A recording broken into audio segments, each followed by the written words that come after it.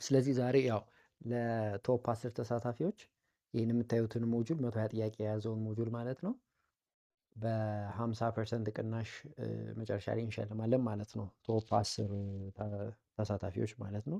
ስለዚህ ጥያቄዎችን በደንብ መልሱ። ስለዚህ ወደ መጀመሪያው ጥያቄ እንለፍ። ትኩረት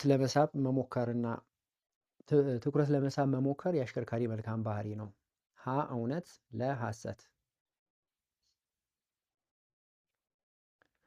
መልሱ እየመለሳችሁ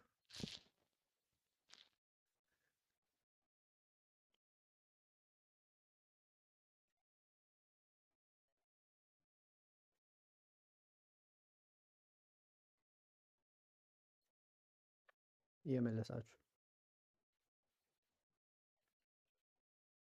ትኩረት ለመሳብ መሞከር የአሽከርካሪ መልካም ባህሪ አይደለም። ስለዚህ ትክክለኛው መልስ ሐሰት ነው ማለት ነው። ስለዚህ በምናሽከረክሩበት ወቅት ልታይ ማለትና ትኩረት ለመሳብ መሞከር አላስፈላጊ ባህሪ ነው። ምክንያቱም አንደኛ የራሳችንን ትኩረት እንሰርቃለን። ሁለተኛ በዙሪያችን ያሉ ሌሎች አሽከርካሪዎች የእነሱን ትኩረት ይሰረቃል በእኛ ምክንያት ማለት ነው። ስለዚህ በዚህ ምክንያት አደጋ ሊፈጠር ይችላል ማለት ነው። ከዛ በተጨማሪ ብዙውን ጊዜ ልታይ የሚል አሽከርካሪ ምንድነው የሚያደርገው? በአብዛኛውን ጊዜ ወይ ፈጥኖ ይነዳል፣ ወይ ያልተጠበቀ ፍሬን ይይዛል። እንደዚህ አይነት ነገር ያልተጠበቁ እንቅስቃሴዎችን ያደርጋል። ስለዚህ በዛ ሂደት ውስጥ አደጋ ሊፈጥር ይችላል ማለት ነው። ስለዚህ ይሄ ደግሞ ትልቅ ችግር ነው ማለት ነው። ስለዚህ ትክክለኛው መልስ ለ ነው ማለት ነው፣ ሐሰት ነው።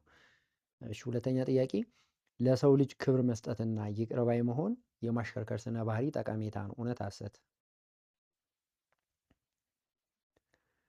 እሺ እየመለሳችሁ። ስለዚህ ለሰው ልጅ ክብር መስጠትና ይቅር ባይ መሆን የማሽከርከር ስነ ባህሪ ጠቀሜታ ነው። እውነት ነው። ምንድነው? ይቅር ባይነት፣ ትህትና፣ ርህራሄ፣ ፍቅርና ክብር መስጠት ትልቅ ጠቀሜታ ነው ያለው። ምክንያቱም እነዚህ ነገሮች በምናደርግበት ወቅት አሁን ለምሳሌ አንድ ምሳሌ አንድ አሽከርካሪ የሆነ ያልተገባ እንቅስቃሴዎችን እያሳየ በሚያሽከረክርበት ወቅት እኛ ለዛ ሰው ማክበር የምናከብር ከሆነና ርህራሄ ካለን ይቅር ባይነት ካለን ያን ሰው ባላየን እናልፈዋለን ማለት ነው። ለሚሰራው ጸብን የሚያነሳሳ እንኳን ቢሆን ዝም ብለን እናልፈዋለን ማለት ነው። ስለዚህ ያንን አደረግን ማለት ያልተገቡ ጸቦች፣ ያልተገቡ ግጭቶችን እናስቀራለን ማለት ነው። ስለዚህ ይሄ አንዱ ጥቅም ነው ማለት ነው። ስለዚህ ክብር መስጠት የማሽከርከር ስነ ባህሪ አንደኛው ጠቀሜታ ነው ማለት ነው። እሺ ወደ ሶስተኛው ጥያቄ ስድቦችንና ጸያፍ ምልክቶችን ችላ ማለት ትክክለኛው የማሽከርከር ስነ ባህሪ ተግባራዊ ምላሽ አይደለም። እውነት፣ ሐሰት?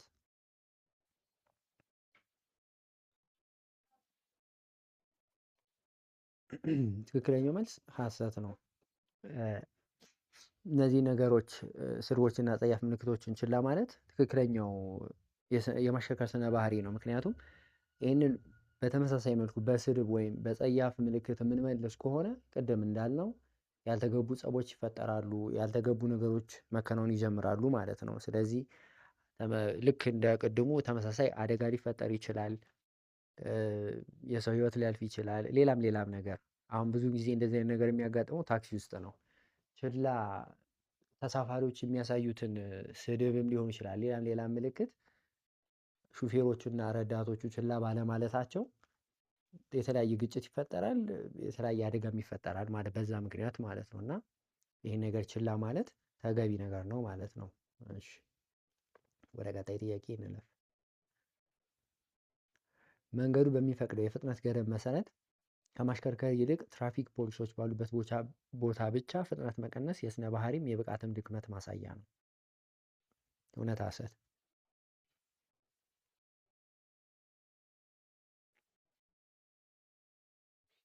የዚህ ትክክለኛው መልሱ እውነት ነው። ምክንያቱም የትራፊክ ፖሊስ ወይም የህግ አካል ሲያዩ ብቻ ህግን ማክበር ትክክለኛ እንትን አይደለም፣ ትክክለኛ ከሄድ አይደለም።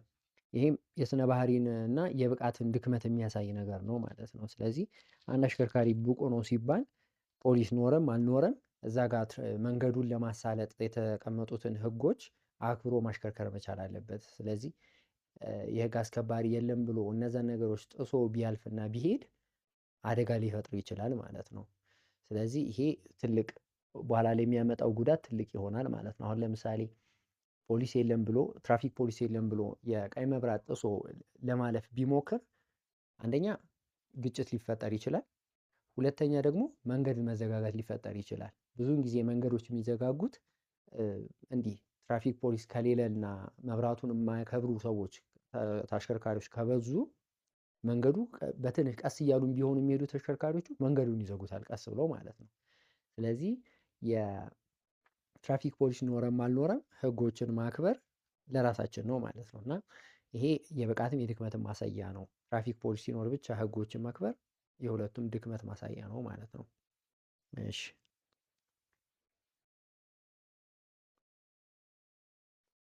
እሺ ወደ ቀጣይ ጥያቄ እንለፍ። በሞተር አካባቢ ሊሰማ የሚችልን የማይፈለግ ድምጽ እና በካርቡሬተር በኩል የሚመጣ እሳት አፉን የሚያስቀር ክፍል የቱ ነው? ሀ ቼሬላ፣ ለ ሰልባትዮ፣ ሐመር ውሃ ደብራተር፣ ሐመር መ ፒስተን። እሺ ቶሎ ቶሎ እናንተም እየመለሳችሁ። ትክክለኛው መልስ ሐመር ውሃ ደብራተር ነው። ስለዚህ ደብራተር ወይም ኤር ክሊነር የምንለው ወደ ሲሊንደር ወይም ወደ ካርቡሬተር የሚገባውን አየር እያጣራ የሚያስተላልፍ የተሽከርካሪ ክፍል ነው እና አየር ከማጣራት በተጨማሪ ደግሞ በሞተር አካባቢ የሚሰማውን ድምፅ ለመቀነስ እና በካርቡሬተር በኩል የሚመጣውን ተመላሽ እሳት አፍኖ ለማስቀረት ይረዳል ማለት ነው። ስለዚህ የዚህ ትክክለኛው መልስ ደብራተር ነው ማለት ነው። ስለዚህ ጥቅሞቹ አየር ከማጣራት በተጨማሪ ድምፅ መቀነስ እና በካርቡሬተር በኩል የሚመጣውን ተመላሽ እሳት አፍኖ ማስቀረት ነው ማለት ነው። ሁለተኛ ጥያቄ የናፍጣ ተሽከርካሪ ሲሊንደር ውስጥ ናፍጣውን ወይም ነዳጁን በትነት መልክ የሚረጨው ክፍል ምን ተብሎ ይጠራል? ሀ ኢንጀክተር ፓምፕ፣ ለ ግሎ ፕለግ፣ ሐመር ውሃ ኢንጀክተር ኖዝል፣ መ የነዳጅ ማጣሪያ።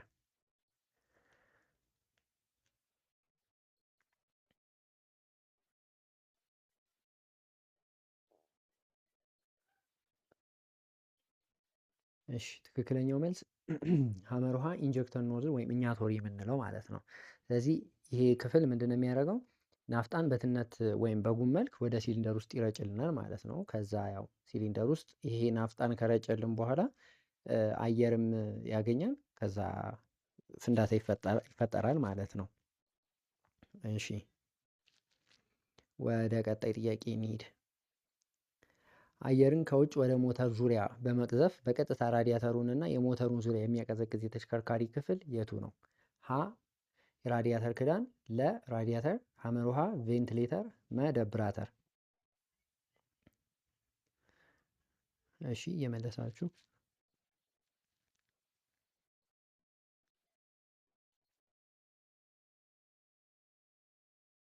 እሺ እየመለሳችሁ። የዚህ ትክክለኛው መልስ ምንድነው? ቬንቲሌተር ወይም ፋን የምንለው ነው። ይሄ እንግዲህ በመሽከርከር አየርን ከውጭ ወደ ውስጥ ያስገባል ማለት ነው። ስለዚህ ይሄ አየር ቀጥታ ራዲያተሩን እና ሞተሩን ዙሪያውን ያቀዘቅዝልናል ማለት ነው። ራዲያተሩን ሲያቀዘቅዝልን ምን ይፈጠራል? ራዲያተር ውስጥ ያለው ውሃ ይቀዘቅዛል ማለት ነው። ያ ውሃ ደግሞ ሞተሩን በዙሩ ባለው በሲስተም ውስጥ እየተተላለፈ ያቀዘቅዝልናል ማለት ነው። ስለዚህ ትክክለኛው መልስ ቬንቲሌተር ነው ማለት ነው። እሺ አራተኛ ጥያቄ በስራ ላይ የነበረን የተሽከርካሪ ሞተር ለማጥፋት በቅድሚያ መከናወን ያለበት ምንድን ነው? ሀ ፍሪሲዮን እና ፍሬን በመርገጥ የእጅ ፍሬን መሳብ፣ ለ የተሽከርካሪውን ቁልፍ ወደ ሎክ መመለስ፣ ሐመር ውሃ ማርሽ ዜሮ በማድረግ የእጅ ፍሬን መያዝ፣ መ የተሽከርካሪውን ቁልፍ መንቀል።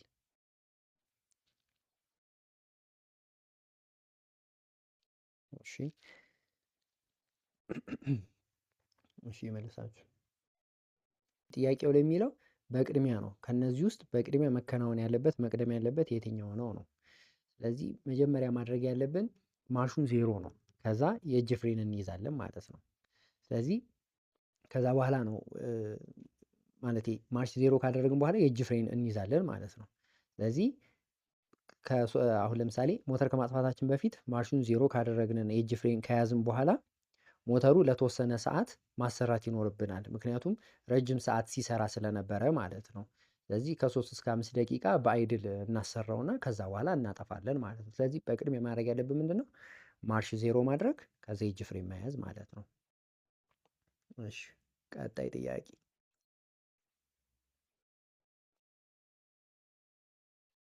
የማሽከርከር ህግ ጥያቄ።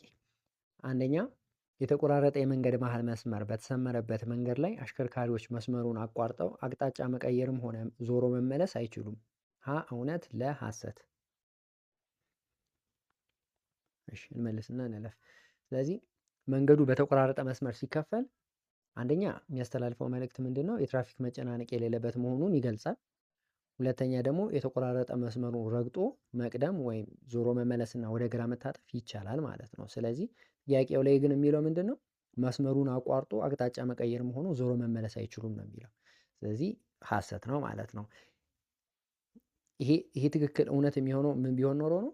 መስመሩ ድፍን መስመር ቢሆን ነበረ። ድፍን መስመር ቢሆን መርገጥም በዛ መስመር ላይ አልፎ መዞርም አይቻልም ማለት ነው። እሺ እሺ የሁለተኛው ጥያቄ ነው አክቹዋሊ አሁን የመለስኩት። እሺ ድፍን መስመር በተሰመረበት መንገድ ላይ አሽከርካሪዎች እንደ መንገዱና እንደ ትራፊክ ሁኔታ ድፍኑን መስመር ሳይረግጡ መቅደም ይችላሉ። እውነት ሐሰት?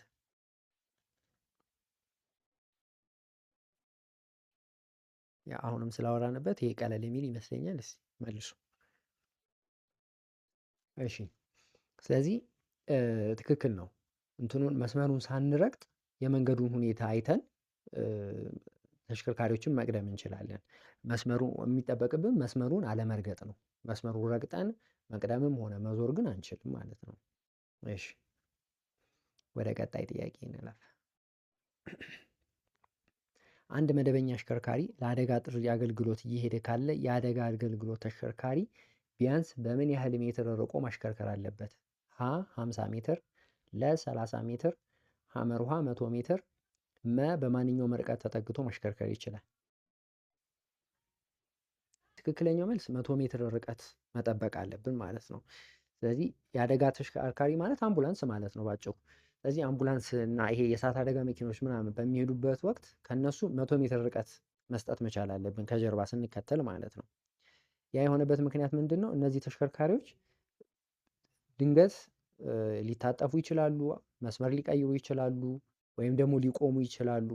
ስለዚህ በዛ ያንን ጋፕ ርቀት ሰጥተን ከሄድን እነሱ ለሚወስዱት እርምጃ ተገቢውን ምላሽ መስጠት እንችላለን ማለት ነው። አሁን ለምሳሌ አቅጣጫ ቢቀይር እኛ ተረጋግተን አቅጣጫችንን መስመራችንን መያዝ እንችላለን ማለት ነው። ስለዚህ ከነዚህ አሽከርካሪዎች 100 ሜትር ርቀት ጠብቀን ማሽከርከር አለብን ማለት ነው። ያ ካልሆነ ግን ቅጣትም አለው። አንደኛ አደጋ ሊደርስ ይችላል። ሁለተኛ ደግሞ ትራፊክ ፖሊስ ሊቀጣን ይችላል። እሺ ስለዚህ ወደ ቀጣይ ጥያቄ እንሂድ። ወደ አራተኛው ጥያቄ። አንድ ጭነት የጫነ ተሽከርካሪ የጫነው ጭነት በስተፊት ካለው የተሽከርካሪው ጫፍ ከምን ያህል ሜትር በላይ ተርፎ መውጣት የለበትም? ሀ 2 ሜትር፣ ለ 1 ሜትር፣ ሐመርሃ 1.5 ሜትር፣ መ 3 ሜትር። እሺ ትክክለኛው መልስ አንድ ጭነት የጫነ ተሽከርካሪ የጫነው ጭነት ከተሽከርካሪው ፊት 1 ሜትር ከኋላ ደግሞ ከ2 ሜትር መብለጥ የለበትም። ከዛ በላይ ከሆነ ያው ለእንትንም አይመችም፣ ለመንገድም አይመችም። አሽከርካሪውም ይህንን ጭነት የጫነው ተሽከርካሪውን የሚያሽከረክረው ሹፌርም እንትኑን ርቀቱን ለመገመትና ለመቆጣጠር ያስቸግረዋል ማለት ነው። ስለዚህ ከነዚህ ሜትሮች በላይ መጫን ክልክል ነው ማለት ነው። ቅጣትም አለው ማለት ነው። ስለዚህ ይህንን ይመስላል። ቴሌግራም ላይ አትናታኖይ 33 ከጫፍ ይታያችኋል አይደለ? እዚህ ጋር በዚህ ወይም በዚህ ስልክ ቁጥር ወይም እዚህ ቻናል ላይ ገብታችሁ ብትጠይቁን እንትኑ ልክላችኋለሁ።